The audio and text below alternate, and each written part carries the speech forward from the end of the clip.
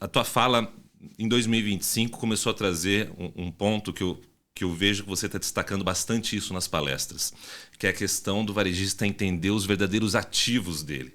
E nessa fala que você falou agora, eu entendi que isso é até uma questão até pessoal para você, porque na tua fala você já trouxe esses ativos. Eu queria que você falasse um pouquinho desses dois pontos que você está trazendo principalmente, os ativos mais importantes para esse varejista.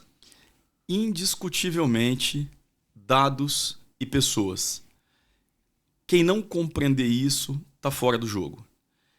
E quando a gente fala em pessoas, basicamente os colaboradores, cada vez mais nós temos dificuldades, primeiro, em arrumar bons colaboradores, segundo, engajá-los e terceiro, retê-los. A sociedade está se transformando, novas oportunidades de trabalho surgem, né, por meio das mídias sociais, por meio das grandes transformações que a gente está vivendo. Então, angariar pessoas para trabalhar no varejo é cada dia mais difícil. Ainda em pessoas, os clientes. É muito interessante, né? Antigamente acreditava-se que se você tivesse um bom produto, um bom ponto, né, os famosos P's, você tinha uma equação finalizada, resolvida. E cada vez mais a gente vê que, cara, você precisa ter pessoas, você precisa ter clientes, né? E você precisa ter pessoas atendendo esses clientes. Uhum. Então eu digo que os P's atuais são pessoas e pessoas, né? Clientes e colaboradores. Os P's se transformam em C's. Quando a gente fala em dados, a gente tem hoje uma visão da década passada, era o dado de produto, né? O sellout, ele era muito valorizado. Ainda é. Mas o que nós percebemos é que o sellout está muito mais atrelado a uma questão operacional do que uma questão estratégica da loja. E mais recentemente, e eu acredito que nós ajudamos nessa conscientização, o varejo percebeu que ele tem dados das pessoas, que descrevem essas pessoas, que explicam o porquê que elas estão na loja e o que elas estão lá fazendo. Quando você une o conhecimento que você tem, por meio dos dados, às pessoas que estão frequentando as lojas, indiscutivelmente você tem o que a gente está chamando de ouro moderno. Perfeito. Esse ponto que você tocou, eu vejo até como profissional de marketing uma mudança importante acontecendo nesses anos. Os dados, até mesmo dados de segmentação de clientes, eles eram utilizados para alguns contextos, né? No começo até da história de CRM era muito mais para ativação. A gente via que era muito isso, vou segmentar o cliente, fazer uma ativação e assim por diante.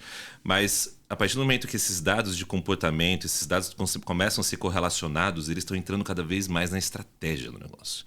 Ou seja, estão ganhando um protagonismo que eles não tinham antes. Isso também é um nível de conscientização até cultural de quem está à frente desses varejos. Você está vendo essa migração acontecer? Sim. Ainda lenta, mas muitos já se atentaram a isso. O que é interessante, de novo, né? A gente sempre tem que olhar para trás para poder entender o presente e projetar o futuro. Tecnologia para varejo era um mal necessário, né? Então você tinha lá os frentes de caixa, depois retaguarda, e sempre visto como, primeiro, uma despesa e, segundo, operacional.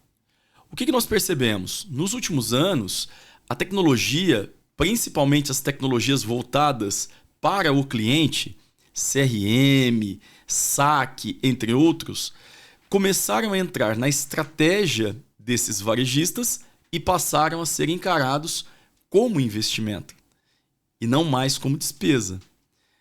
Tanto é que o nosso nome, ROC, vem do acrônimo de qual é o retorno que você tem sobre o conhecimento do cliente.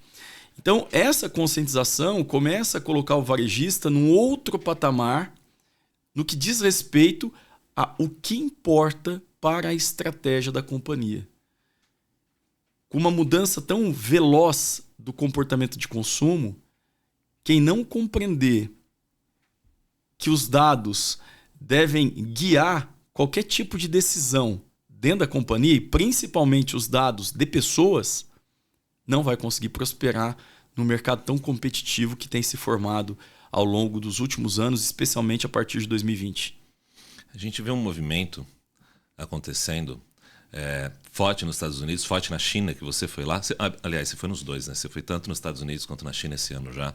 E você voltou de lá, até falando em outras lives, sobre esse movimento que está acontecendo, que é a construção de uma plataforma, a construção de uma verdadeira audiência em cima dos clientes. Ou seja, os clientes eles não são mais algo passivo, mas são algo ativo dentro dessa história. E o varejo começa a se ver agora mais como um meio e não um fim, né? Ou seja, um meio de vendas, um meio de construção e, de repente, um meio de mídia também. Como que você está vendo isso no Brasil? O varejo, ele gera uma audiência muito qualificada a partir do momento que ele coloca pessoas dentro da loja e uma audiência hiper qualificada quando ele pega esses clientes e coloca dentro de uma plataforma de CRM. Principalmente quando essa plataforma ela se utiliza de um app para poder fazer comunicação direta com esse cliente. Então o que é bacana é que o varejo, por décadas, ele investiu milhões de reais para poder, primeiro, construir uma loja, segundo, colocar um enxoval nessa loja, deixar essa loja pronta, depois estocar essa loja, colocar lá uma centena ou algumas centenas de colaboradores para poder atender as pessoas, investir em marketing para poder atrair clientes. E esses clientes que estão dentro da loja, na loja física, já constituem uma audiência qualificada. Porque é perceptível, você consegue, olhando o movimento da loja, entender se são mais homens, mulheres, jovens, idosos. Tem uma técnica bastante antiga usada pelo varejo. Vai lá no estacionamento, vê o padrão dos carros, você começa a estimar a renda das pessoas que estão ali comprando. A partir do momento que essas pessoas estão dentro da loja, você tem uma audiência qualificada. Quando essas pessoas entram no app, além de todas essas informações, você passa a saber onde essas pessoas moram, o que elas compram, como elas pagam, quanto elas pagam, com que frequência elas compram um determinado produto, quais são as categorias que elas estão adotando, quais elas estão abandonando. E o que é interessante? Esta audiência, tanto a qualificada como hiperqualificada, transforma o varejo num hub. O que nós temos consciência e que a gente vai cada vez mais levar para o mercado é que o varejo é um hub de vendas. E ele vai vender não só aquilo que está dentro da loja dele, fisicamente posicionado nas gôndolas, mas ele vai poder ampliar significativamente esse leque de ofertas, tanto em produtos como serviços, a partir do momento que ele explorar de forma adequada essa audiência.